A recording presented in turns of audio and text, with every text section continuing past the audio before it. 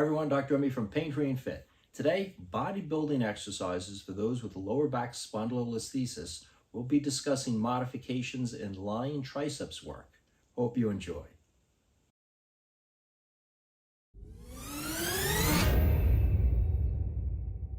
So continuing on our theme of lower back spondylolisthesis pain being aggravated with too much extension, meaning that the arch in our lower back increases, and that helps to drive that spondylolisthesis vertebra more forward, aggravating symptoms.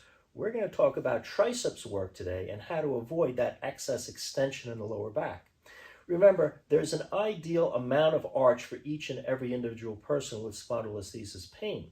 It's not that you're not to have any arch, it's just that you need to stay within a range of arch motion that keeps that arch from aggravating symptoms.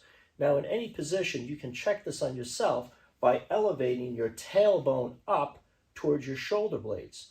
When you do this, your whole pelvis will rock forward, and you'll notice if you put your hand in your lower back that that arch will increase. If you go to a certain amount of arch, you're going to notice that there's going to be some discomfort beginning. That's going to be too far. You want to avoid that much motion. Conversely, if you tuck your tail under, meaning under your legs or pubic bone up towards your chin, that creates a posterior pelvic tilt, and that flattens the arch in the back. At a certain point in that motion, you may notice a slight tug or pull or discomfort in your back. That would be going too far in that motion. So you want to stay within a range that avoids those two extremes while training.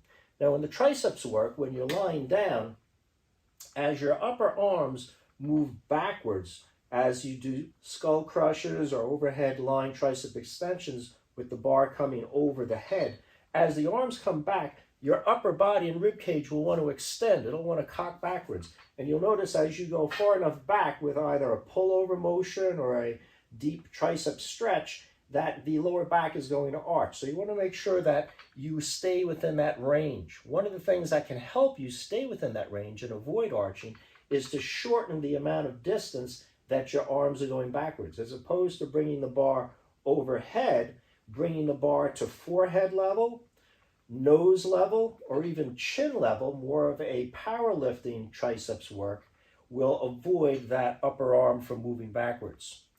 The other half of the equation occurs in the feet position. When the feet are down on a bench doing triceps work, it creates some hip extension, meaning that the lower leg and the knee is slightly lower than the hip, depending on the height of your bench. Choosing a bench that's lower will help to avoid this, because as the knee is lower than the hip, the pelvis again wants to rock forward and arch the lower back, possibly moving you into a range that's painful. One other tip you can use with a high bench is to simply bring your feet up on the bench while doing triceps work. Here you may be able to still go overhead with your arm work, but because the heels are up on the bench, the pelvis is tilted more in a posterior direction, it avoids that excessive arch in the lower back. If you're having acute symptoms, some people may need to actually elevate their feet up.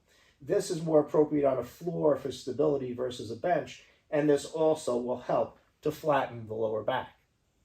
The other option with floor work is to actually rest your heels and calves on a bench.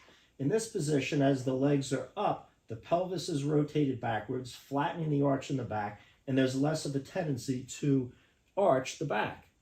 Your other option is, when on the floor, to place your heels against a wall so that the wall helps to hold your feet in this position. Obviously, the closer the buttocks are to the wall, the more the knees will come to the chest, and the less extension will occur in your lower back. So plug these modifications into your triceps training and let me know how your lower back spondylolisthesis pain makes out. Questions or comments, write in. As always, I'll do my best to answer. Give me a thumbs up to help share this valuable information with others, and subscribe to the channel to learn more great bodybuilding tips for spondylolisthesis pain. If you want to take your spondylolisthesis training to the next level of self-rehab, learning what your unique muscle imbalances are and core weaknesses are, how to identify and correct them, and how to improve your training, then check out our fast track program for spondylolisthesis pain, available at painfreeandfit.com.